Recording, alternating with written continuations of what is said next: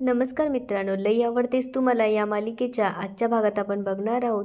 सई सरकारला म्हणत असते, तुझा जीव आहे ना तिच्यावर जर तुझं खरं प्रेम असेल तर तुला माझ्याबरोबर येण्याखेरीज दुसरा पर्याय नाही आहे. ती पुढे म्हणते, विसर सानिकाला आणि चल माझ्याबरोबर. आपण ना खुश राहू. मी लई खुश ठेवेल रे तुला. त्यावर सरकार म्हणतो, जे कधीच होऊ शकत नाही ना त्याची स्वप्न बघू नकोस तू. मी कधीच येणार नाही तुझ्या संग, कळलं? अगं सई, लई वेळा सांगितलंय मी तुला. तुला लई चांगला पोरगा मिळेल, लग्न करून सुखात राहा. हा वेडेपणा सोड आता. त्यावर सई म्हणू लागते, मला तुझ्याशीच लग्न करायचंय. त्यावर सरकार म्हणतो, सॉरी, हे शक्य नाही आहे. आणि आता तुला मी लई वेळा समजावलंय, हे शक्य नाही असं म्हणून सरकार तिथून निघून जातो. सईला राग येतो आणि ती रागामध्ये तिचं कपाटातलं गाठोडं काढून त्यातून सानिकाचा फोटो काढते आणि म्हणू लागते, ही सानिका, हिच्यामुळंच झालंय सगळं. हीच कारणीभूत आहे. सरकारवर हिनं काळी जादू केल्या आणि ती तिच्या गाठोड्यातनं चाकू काढून सानिकाच्या फोटोवर मारू लागते आणि म्हणू लागते, सरकारला हिनंच माझ्यापासून दूर केलंय आणि सरकार आणि माझ्यामध्ये कोणी आलं तरी मी त्याला जिवंत सोडणार नाही. आणि सई म्हणू लागते, आता लई झालं. सरकारला मिळवण्यासाठी मला हे करावंच लागणार आहे, तरच सरकार माझा होईल. इकडे सानिका आपण प्रेमात आहोत की नाही हे पुस्तक वाचत असते. तेवढ्यात सरकार तिथे येऊन तिला म्हणू लागतो, चला मॅडम, गरमागरम सूप पिऊया. त्यावर सानिका म्हणते, मूड नाही माझा. त्यावर सरकार विचारतो, का? त्यावर सानिका म्हणते, असंच. त्यावर सरकार म्हणतो, मूड नाही आहे? अहो, एकदा पिऊन तर बघा, तुम्हाला लई फ्रेश वाटेल, घ्या.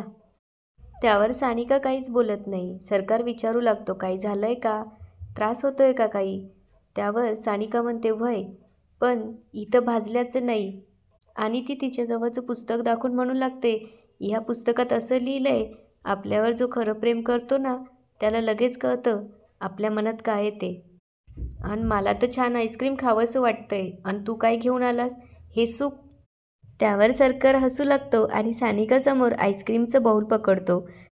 ते बघून सानिका खूप खुश होते आणि म्हणू लागते, तू हे पुस्तक वाचलंयस? आणि ती पुढे म्हणू लागते, पण एक मिनिट, जरी हे पुस्तक तू वाचलं असशील तरी यात थोडी लिहिलंय की मला आईस्क्रीम खावंसं वाटतंय म्हणून.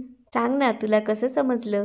त्यावर सरकार म्हणतो, आपल्या माणसाला समजून घ्यायचं असेल ना तर पुस्तक नाही, मन वाचावं लागतं. आणि सरकार सानिकाला आईस्क्रीम भरवू लागतो. तेवढ्यात सानिकाची आई सावित्री तिथे येते. तिला बघून सानिका पटकन सरकारच्या हातातून आईस्क्रीमचं बाऊल घेऊन म्हणते, थँक्यू राजा. मी सांगितलेलं आईस्क्रीम तू घेऊन आलास. बॉडीगार्ड कम नर्स आहे तू राजा. सानिकाची आई तिला विचारू लागते, काय गं, बरं वाटतंय का आता? त्यावर सानिका म्हणते, व्हय, आता पर्सनल नर्स असल्यावर बरं कसं वाटणार नाही? लई काळजी घेतो ह्यो माझी. आणि ती सांगू लागते, गरम तेल उडालं ना लगेच साय लावली त्यानं माझ्या चेहऱ्याला, आता डाग बी नाही येणार.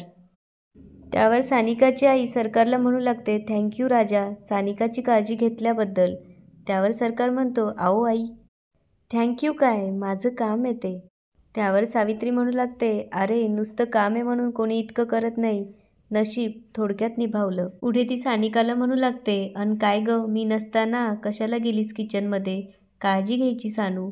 त्यावर सानिका म्हणते, मला कशाला सांगतीस, राजाला सांग ना. सानिका जेव्हा असं बोलते तेव्हा सगळेजण एकमेकांकडे बघू लागतात. सानिकाची आई तिथून निघून जाते. सावित्री इकडे किचनमध्ये येते. सई पण तिथेच असते. सावित्री कणिक मळायला घेते. सई विचार करू लागते, ही बया इथून हलायचं नावच घेत नाहीये. मी विचार केला, मला जे पाहिजे ते मी पटकन करून मोकळं होईल, पण ही इथून जायचं नाव काही घेईना. थोड्या वेळात सावित्री विचार करते, आधी दूध गरम करून घेते म्हणून ती दूध आणायसाठी जाते. तेवढ्यात सई तिच्याजवळ असलेल्या पुडीतलं औषध त्या कणिकामध्ये टाकते. सावित्री तिच्याजवळ येऊन तिला हात लावते तेव्हा सई मात्र खूप घाबरते. त्यावर सावित्री विचारू लागते, अगं एवढं दचकायला काय झालं? त्यावर सई म्हणते, काही नाही. त्यावर सावित्री विचारू लागते, काही पाहिजे होतं का? त्यावर सई म्हणते, ते तांदूळ निवडून झाले होते बाईसाहेब. त्यावर सावित्री म्हणते, बरं, धुवून घे आणि मग भात लाव. त्यावर सई म्हणते, बरं. सई विचार करू लागते, सरकारला माझ्यापासून दूर केल्याचा काय परिणाम होतो हे आज समजल. हे जेवण केल्यानंतर आज सगळे गाढ झोपतील अगदी मेल्यासारखे आणि त्यानंतर मी माझं काम करायला मोकळी. इकडे सगळेजण जमा झालेले असतात. साहेबराव म्हणत असतात, काय ठेचा झाला होता आज? मला वाटलं आज हा ठेवतो की नाही सगळा हाच खातो की काय? पण आज काही म्हणा जेवणाचा बेत छान झाला होता. त्यावर पंकजा म्हणते, खरंय खरंय वहिनी, आजचं जेवण एकदम झाक झालं होतं बरं का. त्यावर सर्वेश म्हणू लागतो, मामी तुमच्या हातात ना जादू आहे बरं का. सावित्री सईला म्हणू लागते, काय ग तू का थांबलीस, जा जेवून घे. त्यावर सई म्हणते, मी आवरल्यावर जेवल की नंतर. त्यावर सावित्री म्हणते, अगं आवरलंय की सगळं, जा जेवून घे. सरकार सईकडे बघत असतो. जेवल्यानंतर सगळ्यांना झोप येऊ लागते. सर्वेश आळस देत म्हणतो, आजचं जेवण ना खूप हेवी झालंय.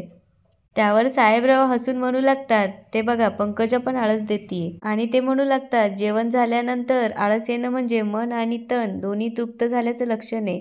त्यावर पंकजा हसून म्हणू लागते, वय दादा. आणि सगळेजण झोपायला जातो असं म्हणून तिथून निघून जातात. सई खूप खुश झालेली असते आणि विचार करत असते, झोपेच्या औषधामुळे सगळ्यांना आता गाढ झोप लागणार आणि कुणी बी सकाळपर्यंत नाही उठणार. आणि त्याआधीच मला सानिकाचं काम संपवावं लागणार. आणि ती स्वतःशी म्हणू लागते, सानिका आजची रात्र तुझी शेवटची रात्र समज. उद्याचा सूर्य आणि माझा सरकार दोन्ही बी तुझ्या नशिबात नसन. इकडे सगळेजण गाढ झोपलेले असतात. सई जाऊन चाकू काढते आणि म्हणू लागते, सरकारला मिळवण्यासाठी मी काय बी करू शकत्या. त्यासाठी सानिकाचा जीव घ्यायला लागला तरी घेईन मी. सई सानिकाच्या रूममध्ये येऊन तिला चाकू मारणार तेवढ्यात सरकार येऊन सईचा हात पकडतो. सई जेव्हा सरकारला पाहते तेव्हा तिला धक्का बसतो, पण सई मात्र सानिकाला मारण्यासाठी सरकारच्या हातातून चाकू हिसकावू लागते. सरकार सईला ओढत टेरेसवर घेऊन येतो आणि म्हणू लागतो, सई काय करत होतीस तू? त्यावर सई म्हणते, तू जे बघितलं ना तेच करत होते. सानिकाच्या काळजातून तुला कायमचं बाहेर काढत होते मी आणि आज मी तिला सोडणार नाही हं. त्यावर सरकार विचारू लागतो, अगं काय झालंय तुला, का अशी वागतेस तू आणि काय बिघडवलंय तिने तुझं? त्यावर सई म्हणू लागते, काय बिघडवलंय? माझ्या होणाऱ्या नवऱ्याचं डोकं बिघडवलंय तिनं. अजून काय करायचं बाकी आहे? तुला माझ्यापासनं हिसकावून घेतलंय तिनं, तुला माझ्यापासनं लांब केलंय तिनं आणि तिच्या नादात तू मला विसरायला लागलायस. माझं आयुष्य बर्बाद केलंय तिनं. हिच्यामुळं तू साखरपुडा मोडला आणि मला विचारतोय तू काय केलंय म्हणून. त्यावर सरकार म्हणतो, हळू बोल, तुझं जर कोणी ऐकलं ना तर लई प्रॉब्लेम होईल. त्यावर सई म्हणू लागते, काही कोणी ऐकणार नाही, सगळ्यांची मी चांगली व्यवस्था केली आहे. त्यावर सरकार विचारू लागतो, म्हणजे? त्यावर सई म्हणते, सगळ्यांच्या जेवणात झोपेचं औषध मिसळवलंय मी. उद्या सकाळपर्यंत कोणीच उठणार नाही आहे आणि त्याच्या आधीच मला सानिकाला संपवायचं आहे. पुढे ते त्याला म्हणू लागते, सरकार अरे काय नाही केलं रे मी तुझ्यासाठी. त्या बाबाकडे गेले आणि तू माझ्याकडं परत यावं म्हणून तुझ्या गाडीचं बोल्ट काढला तरी बी तू परत आला नाही. मी तुला सोडून दुसऱ्या पोराचा कधी विचार बी केला नाही आणि करणार बी नाही कधी. माझं लई प्रेम आहे रे तुझ्यावर. कोणी माझ्या स्वप्नांची माती केली तर मी काय करू? आपल्या दोघांच्या मध्ये कोणी आलं तर मी जिवंत सोडणार नाही. आणि ती सानिकाकडे जाऊ लागते. त्यावर सरकार तिला पकडून म्हणू लागतो, सई याला प्रेम म्हणत नाही, याला ईर्ष्या म्हणतात, लोभ म्हणतात, स्वार्थ म्हणतात याला. अगं प्रेमात निस्वार्थी भाव असतो ग. कधी कळणार तुला? अगं आपण ज्याच्यावर प्रेम करतो ना त्याला असं त्रास देत नसतो. शांत हो सई. त्यावर सई म्हणू लागते, आपल्या दोघांमध्ये येणाऱ्याला मी सोडणार नाही आहे. त्यावर सरकार म्हणतो, तुला सानिकाला मारायच्या आधी मला मारावं लागेल. सई सरकारकडून चाकू हिसकावू लागते. त्या झटापटीत सरकारच्या हाताला चाकू लागतो. हे बघून सई घाबरते आणि म्हणू लागते, किती लागलंय तुला? थांब मी औषध घेऊन येते. त्यावर सरकार म्हणतो, मला नकोय तुझी कुठलीच मदत. अगं केवढी आंधळी झाली आहेस तू. कुठल्या थराला गेलीस? सानिकाचा जीव घ्यायला लागलीस. हे बघ सई, तुला काय वाटलं तू सानिकाचा जीव घेशील आणि मी तुझा होईल? असं कधीच होणार नाही, लक्षात ठेव. आणि याच ठिकाणी आजचा एपिसोड संपतो. आता पुढे काय होणार ते बघूया उद्याच्या एपिसोडमध्ये. धन्यवाद.